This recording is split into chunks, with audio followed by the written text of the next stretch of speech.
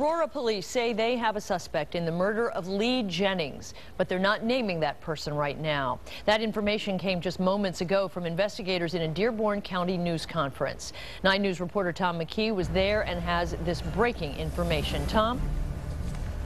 Well, Carol, certainly we were hoping that the person of interest that we've been talking about all week would be charged in this case, but investigators tell us they are not ready to take that next step quite yet. That man, of course, remains under a psychiatric evaluation hold at St. Elizabeth Healthcare in Florence.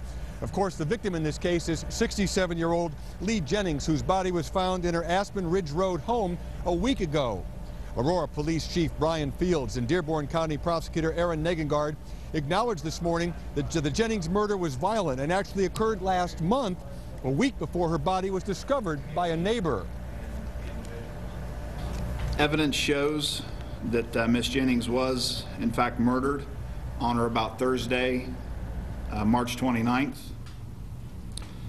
The cause of death has been determined that she died as a result of multiple skull fractures from blunt force trauma.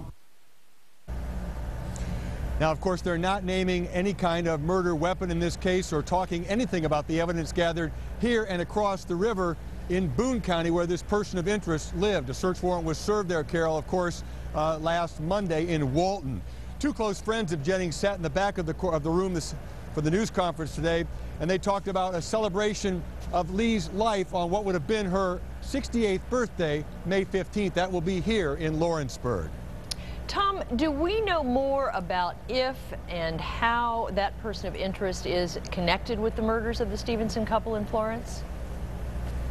Well, the only thing we do know, Carol, right now is that person of interest is a nephew of Bill and Peggy Stevenson, who were murdered last May. But beyond that, the investigators here and the investigators in Boone County are being very tight-lipped, completely tight-lipped about what may or may not be going on as that investigation progresses. So much more to unfold. Tom McKee reporting live in Dearborn County. Thanks, Tom.